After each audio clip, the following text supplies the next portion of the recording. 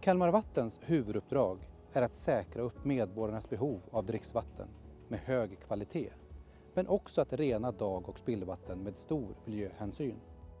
De strategiska val vi har gjort kommer att styra det vi gör framöver. Det handlar dels om hållbarhetsfrågan, det handlar om den digitala omställningen och det handlar om att skapa förståelse.